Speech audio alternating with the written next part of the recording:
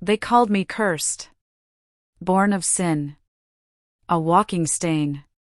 But when I came back years later, I didn't bring vengeance and flames. I brought a pen, a clipboard, and the power to erase their entire town without a single scream. If you've ever dreamed of turning pain into power, or proving them all wrong without lifting a finger, this story is for you. Hit that subscribe button, tap like, and share this with someone who needs to hear that sometimes, the quietest revenge leaves the loudest echo. Let's begin. I was born cursed.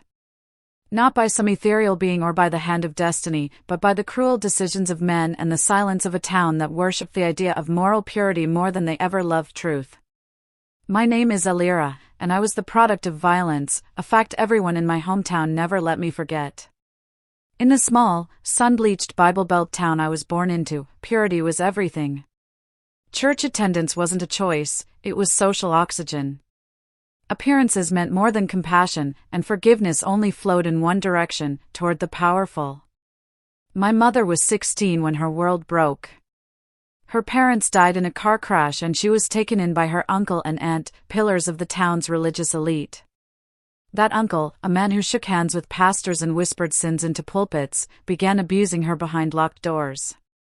So did two of his friends. There were bruises, but they were brushed off. There were screams at night, but neighbors called them dreams. There was a pregnancy in me, and that was enough for the town to seal her fate. They didn't blame him. They called her a temptress. A harlot. A stain. They said she seduced God-fearing men and corrupted their marriages. They spat on her outside the market, refused to sit beside her in church, and when her stomach grew with me inside it, they forced her out, no job, no support, just condemnation. She never left. I never understood why. Maybe fear. Maybe she still hoped someone would believe her. But that hope bled out of her slowly, until the only thing left was the bottle and her shame. And me. Growing up, I was the scar they refused to acknowledge but never stopped staring at. In school, I was the trenchcoat kid. The one who didn't make eye contact, who sat in the corner of every room, silent and strange. I wore black like armor because every bright thing had been torn from me. Children are cruel, but adults are efficient. Teachers joined the taunts. Sunday school glares followed me through hallways. I was the one they whispered about, that's her. That's the sin walking. I didn't fight it. Why would I? Fighting gave them something to crush. So I embraced the monster they made me. I sharpened my sarcasm until it cut deeper than their insults. I walked differently, spoke differently. They branded me unclean, so I draped myself in it. And still, under all that armor, I was just a child. A girl who didn't understand why she wasn't worth loving. But I was smart. School didn't want me, but knowledge gave me an escape route. I studied alone, in silence. I devoured textbooks while my classmates giggled at my thrift store clothes and whispered that I'd end up pregnant at 16 just like my mother. I wasn't perfect, I broke things in secret. I lashed out at myself. I stood at the edge of bridges and cliffs more times than I will ever admit. But I endured. Not because I was strong. Because I was stubborn. Because if I let them win, it would mean they were right. Then came Aunt Vivian, the black sheep. My mother's cousin who had been cast out decades before for choosing city life, for marrying a divorced man, for daring to speak against the church. She visited once, saw me hidden behind a stack of books in the schoolyard, and didn't look away. She came back a week later with a suitcase and an offer. Get out. Study. Become something more than this place. And I did. My mother died before I could leave. I found her slumped on the floor one morning, a cracked bottle in one hand and an empty pill container in the other. She had a life insurance policy. I never asked how or why. Maybe Vivian helped her get it. Maybe it was the last thread of guilt tying her to me. Whatever it was, it paid for my escape. The city was noise and freedom and anonymity. For the first time, no one knew who I was. I got therapy. I started to laugh. I started to wear colors. I learned that love didn't always come with conditions. That my body wasn't cursed. That my mind wasn't broken. I began to build a life, studied analytics, learned the language of numbers and systems, of structures and loopholes. I became a consultant. I got good at it. And for a while, I forgot about the town. But trauma doesn't dissolve. It calcifies. It waits. Years passed. I traveled the world, consulting for corporations. I became known for my cold precision. I was the one they called when a company needed restructuring, a pretty word for downsizing, for deciding which branches lived and which died. And then, one winter morning, an assignment landed on my desk: 3 factories. One needed to be shut down. One of them was in my hometown. It felt like fate knocking. Or maybe it was me reaching back through the years and pulling the trigger. I didn't tell anyone. Not my coworkers. Not Vivian. This was mine. When I returned to the town, no one recognized me at first. Gone was the haunted girl in thrifted black. In her place was a professional woman in a sharp suit and calm smile. I walked the factory floor with a clipboard and pen. I listened to managers stumble over statistics and timelines. I asked questions they didn't know how to answer. And when they looked into my eyes long enough, I saw the flickers of recognition. The color draining. The sudden stammer. Wait, are you Elira? Yes, I said, smiling. From school. Funny, right? They threw a small gathering in my honor. The return of the hometown girl made good. They told stories about school dances and summer carnivals, trying to pretend they hadn't left bruises on my arms or gum in my hair. I played along. I laughed when they did. But between the laughter, I dropped bombs. Remember when you locked me in that janitor's closet? I think it was Jason who held the door shut, wasn't it? Awkward silence. Good times, I smiled. Kids, huh? Inside, I was ice. Watching their faces contort, trying to decide whether to apologize or pretend it never happened. They chose the latter. They always do. That night, I walked alone through the streets I used to run in terror. I passed the church where they told my mother she was the devil's vessel. I stood outside the grocery store where the cashier refused to touch her hand. And then I drove to the overlook. The town stretched beneath me, lights blinking like dying stars. I sat there for an hour. Then I started to write my report. I didn't need to lie. I didn't need to exaggerate. I just needed to shine light where they had long hidden rot. Every inefficiency, every mismanaged file, every poorly trained employee, I documented it all. I traced promotions not to performance but to piety. I noted safety violations, outdated equipment, misuse of funds. I crafted a case so airtight, it would suffocate the town. 3 months later, the plant was shut down. The factory was the heartbeat of the town. When it stopped, everything else withered. Businesses closed. Foreclosures surged. People left. Others turned to the bottle.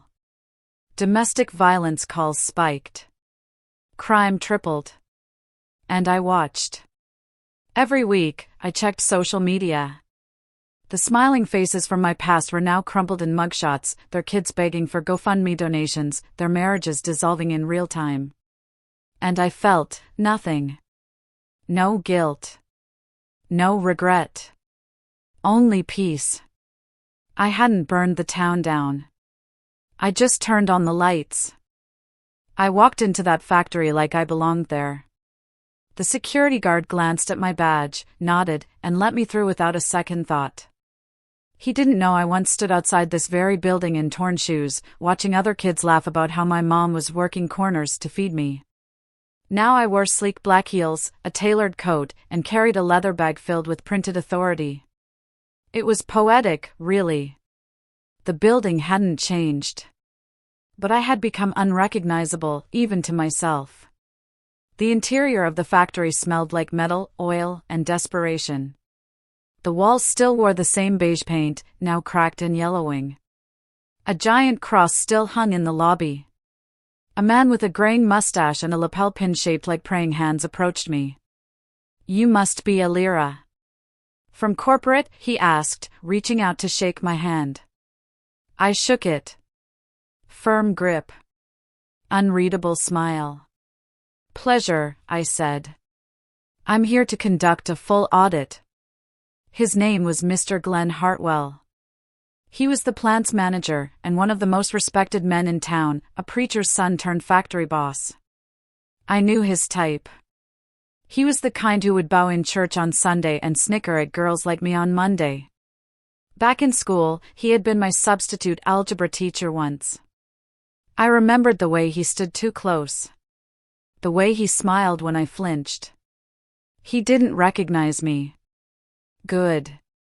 He ushered me into the conference room where a few others waited. I scanned their faces, searching for familiarity. There was Mr. Jennings, the old vice principal, now in charge of HR. His comb-over had lost the battle, and his posture screamed fatigue. Another man, Wade Simmons, former quarterback, now head of logistics. I remembered him spitting in my lunch. Now he avoided eye contact when I asked for his efficiency reports. It didn't take long before word spread. They whispered my name behind closed doors. The memory of who I used to be began crawling up their backs like frost. That's when they started overcompensating. "Oh, Elira. Remember the class trip to Lake Harlow?" I did. It was the day they stole my clothes from the locker room and left me shivering in a damp hoodie while they laughed and called me diseased. "Crazy how time flies, huh?" one chuckled nervously. "Sure does," I smiled. "Some things change. Others decay." I watched the discomfort bloom in their eyes. They were hoping I'd laugh. Hoping I'd reassure them that the past was forgotten. But I offered nothing. Just polite civility, sharpened to a blade. Over the next few days, I conducted the audit with surgical precision. I woke at dawn, wore a different designer blazer each day, and asked questions they couldn't dodge. I inspected every division, attended department meetings, read through a decade of reports. I didn't raise my voice. I didn't accuse. I simply observed. And recorded. But it wasn't just paperwork I came for. I wandered the town each night. Visited the diner where my mother was once refused service because of morality concerns. The same waitress was still there, slower now, heavier. She didn't recognize me when she refilled my coffee and smiled like she hadn't once laughed as my mother begged for a loaf of bread on credit. I left a $100 tip. Not for generosity. For the silence that followed. On day 3, Glenn invited me to dinner at the home of one of the factory's board members, Reverend Matlock, one of the town's spiritual anchors. He'd been there when I was a child, standing next to my uncle at the church's altar, preaching about sin while offering his guidance to girls with no fathers. I accepted the invitation. It was time to look them all in the eye. The house was a colonial-style mansion at the edge of town, polished with money and fake humility. The air smelled like pot roast and piety. I entered wearing a dark green blouse, the same shade as the dress they mocked me for wearing to 8th grade graduation. I had styled my hair straight and sleek, makeup light, lips pale. They greeted me with warmth that felt like static. Hugs that lingered. Their wives eyed me with calculated curiosity. Their children, now grown, sat awkwardly at the table, pretending not to remember. The meal was fine. Polite. Almost sickening. Until Reverend Matlock asked the question. "So, Elira, what brought you into consulting? Seems like a big leap from our little town." I sipped my wine. Pain, I replied. The table quieted. Pain taught me to read people. Taught me patterns. Taught me what cracks first in a structure, pride or the foundation. Turns out, pain's a great teacher for business. Silence. I looked around the table, letting the pause settle.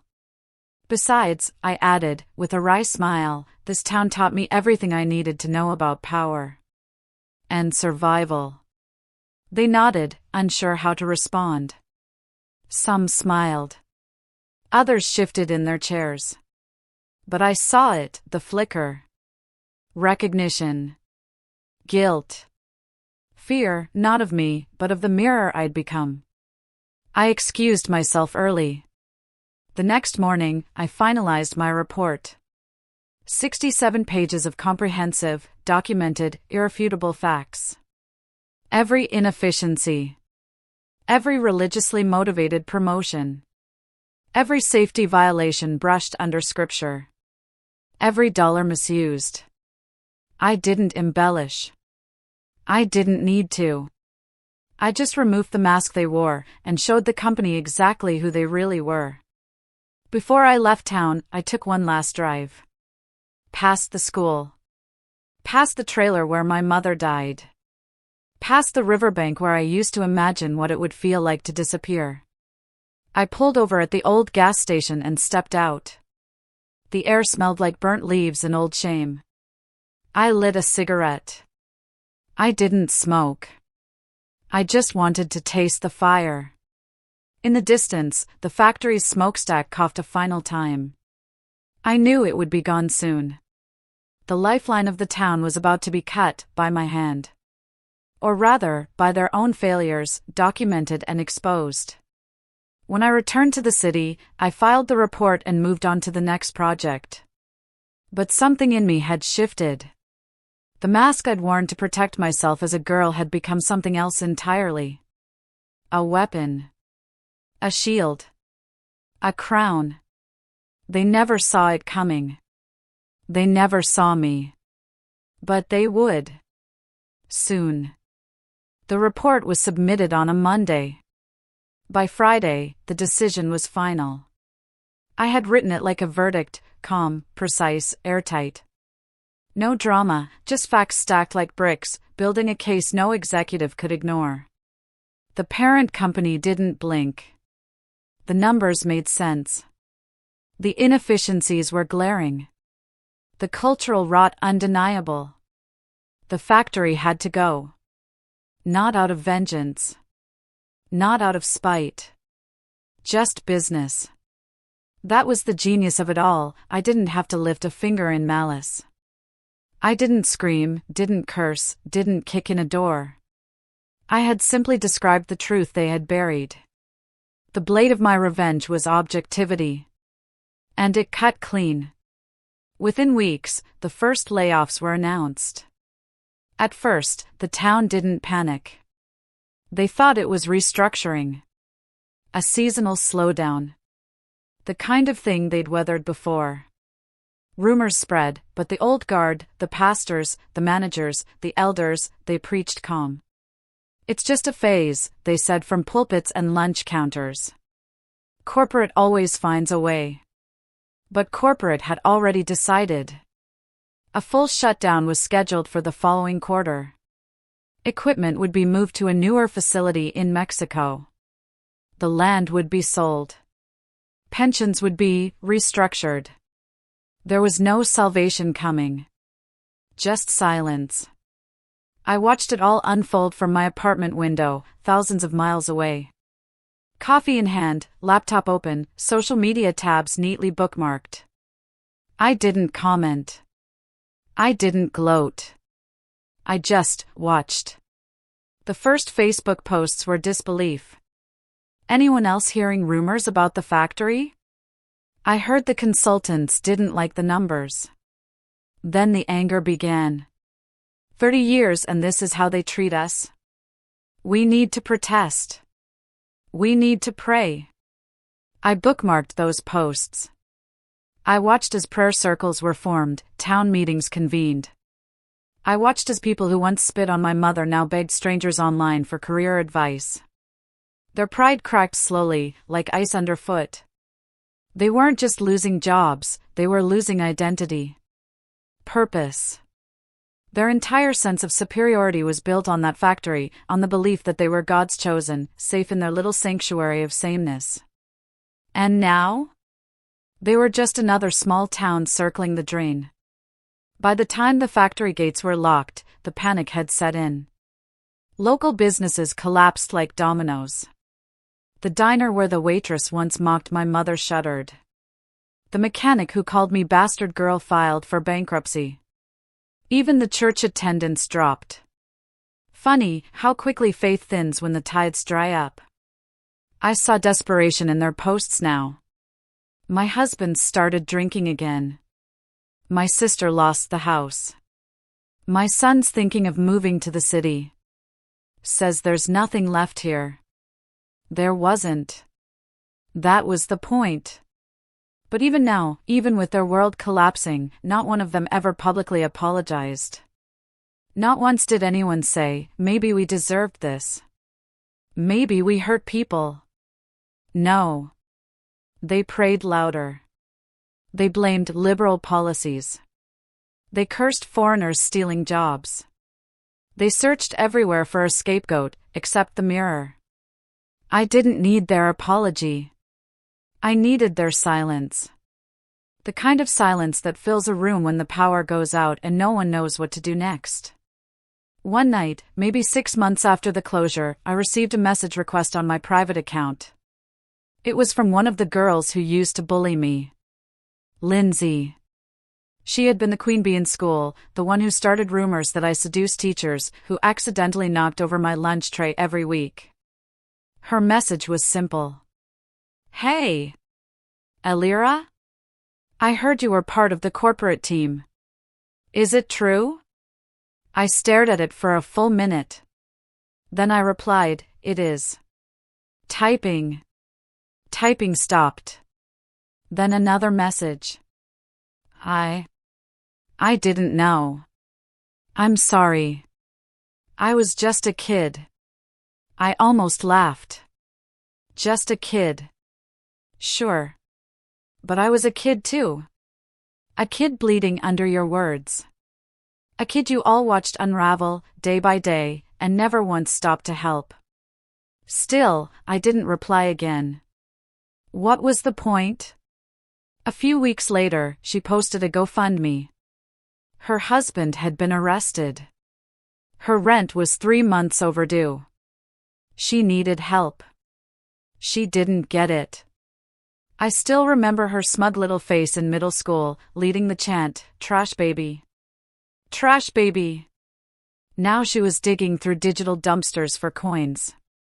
Justice doesn't always scream. Sometimes it just waits. Patient and precise. Like me. Months passed. Then a year. Then another. The town tried to recover. A few startups came and failed. A solar farm was proposed but never built. The church held revival events, but the pews stayed empty. Most of the kids who grew up like me, the quiet ones, the different ones, had already escaped long ago. Those who stayed were either trapped or too broken to leave. And then one day, I saw the obituary. My uncle. Dead at 74. I stared at the headline for a long time.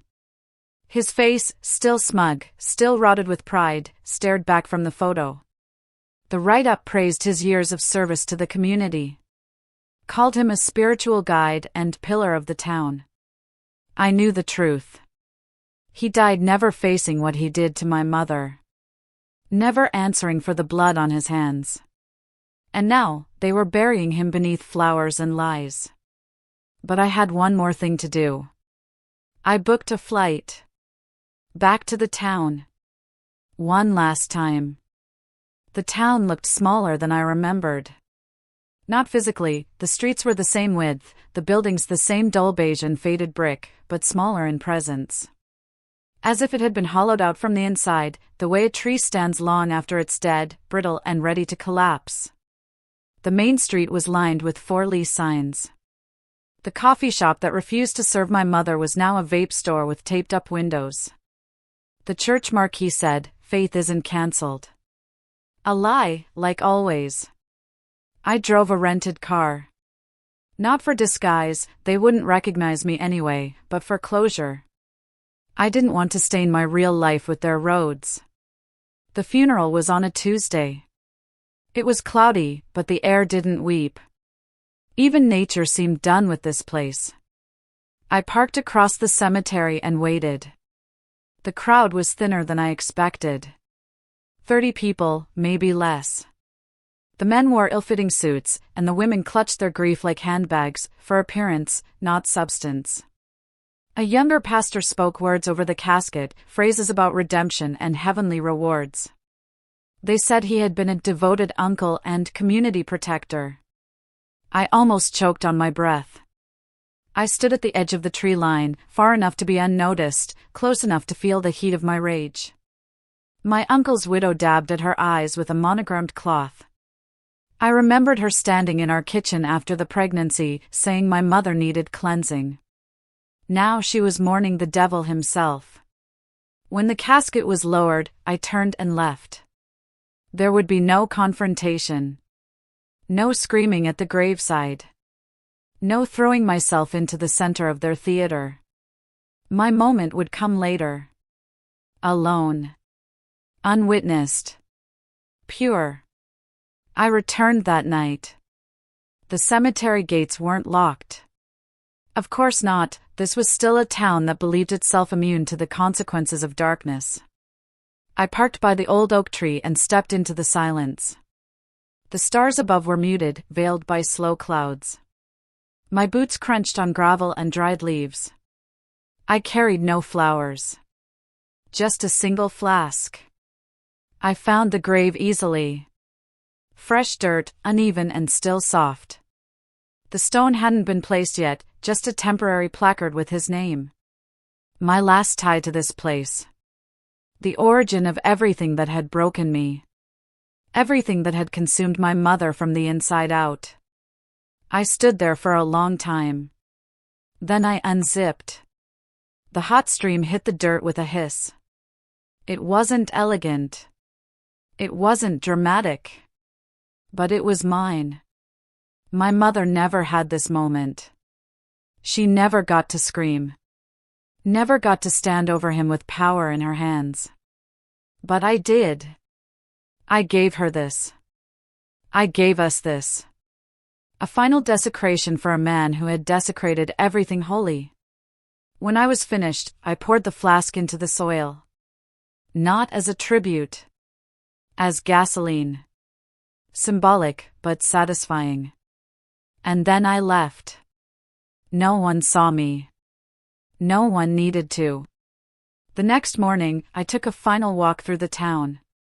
Down the alley where I had once been cornered by 3 boys for being too proud.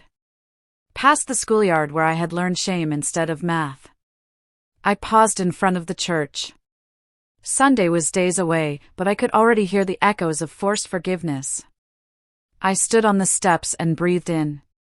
Then I turned my back on it. I met with Vivian for coffee before my flight. She had aged, but her eyes were still sharp. She hugged me tight. "You look lighter," she said, sitting across from me. "I am," I answered. "He's gone." She didn't need clarification. She reached for my hand and squeezed it. "I'm proud of you," she said. I almost cried. Instead, I smiled. I finally buried him, Viv. The town. The shame. All of it. "You didn't just bury him," she said. "You outlived him." The flight home was quiet. I stared out the window, watching clouds shift like memories. I didn't feel triumphant. I didn't feel evil. I felt whole. For the first time. Back in my apartment, I lit a candle for my mother. Placed her photo next to it. She was young in the picture, before the weight of everything settled into her bones. I kissed her forehead in that frame and whispered, "We're free." Over the next weeks, I deleted all the bookmarks. All the Facebook profiles. The town group.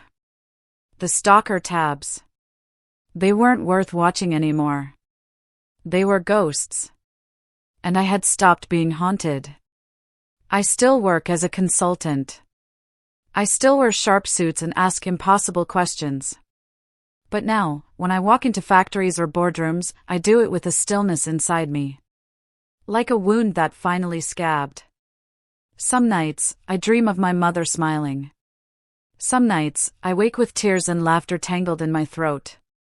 And some nights, I whisper, "They called me cursed." But I became their reckoning. Because I didn't just destroy their town. I erased their legacy. And wrote my own. There's a name they don't speak in that town anymore. It echoes through their silence, though. In the empty pews of the church. In the shuttered windows of the factory. In the broken curbs where children no longer ride bikes. It hums through their regret like a cold wind through a cracked window. That name is mine. Elira. When I was a child, it was said with venom. With curled lips and accusing glares. It meant bastard. Whore's daughter. Trouble. That's Elira, they'd whisper. Keep your boys away from her. Like I was a contagion. A walking embodiment of a sin they didn't commit but were desperate to punish. But now, no one says it aloud. They don't talk about how their holy leaders ignored a pregnant teenager. How their teachers ridiculed a grieving girl. How they trained their children to wound a peer until she bled invisible scars. That story doesn't fit into the town's new narrative of victimhood. Of being blindsided by corporate cruelty. Of unfairness. They never knew the name they buried would one day sign the report that condemned them. There's power in owning your name. It's the first weapon you're given. And for years, mine was used against me. I let them take it. Twist it. But not anymore. Now, Elira is a name whispered behind closed doors. Spoken only in fear or in questions they don't want to answer. Do you remember her? She's the one who. She came back, didn't she? Some of them still try to piece it together, I'm sure. They scroll through LinkedIn, looking for signs. They squint at photos of women in boardrooms, wondering if that sharp-eyed woman in black, could be her. The girl they spat on. The girl they humiliated. The girl who vanished. They'll never be certain. That's the beauty of it. Because Elira isn't just a girl anymore. Elira is a myth. A consequence. A ghost in their machine. She is every report that ends careers. Every silence that follows a guilty act. Every time someone in that town looks in the mirror and wonders if the past is finally knocking. I built a life out of their rubble. My apartment in the city is full of soft light and books and peace. My friends know laughter, not trauma. My colleagues respect me for my mind, not fear my past. I mentor young women who remind me of myself, too smart, too angry, too alone. I tell them they are not a curse. They are the storm. Sometimes I still visit forums, read the occasional post from the town's local page. Still no business coming in. Reverend Matlock moved away. Said he needed a change. The old high school's been converted into a halfway house. They write it all down like they can't understand what went wrong. Like the decline came from nowhere. But I know. I was the mirror. The one they broke and forgot about. Until the reflection shattered everything they'd built on lies. They never offered my mother peace. They never gave me mercy. So I gave them memory. Indelible. Unforgiving. I don't need them to remember me as a person. I want them to remember the silence that followed. The report. The layoffs. The lights going out one floor at a time. And then the realization that it wasn't fate. It wasn't bad luck. It wasn't some abstract corporate decision. It was me. I was the one thing they couldn't control, couldn't pray away, couldn't silence. Her name was Elira. The girl you left bleeding behind a church. The woman who came back in a tailored coat, smiled at your children, drank your coffee, and watched your world collapse, brick by righteous brick. They gave me a story of shame. I rewrote it into scripture. And now? Now I'm free. And they will never stop wondering if I'm watching. I am.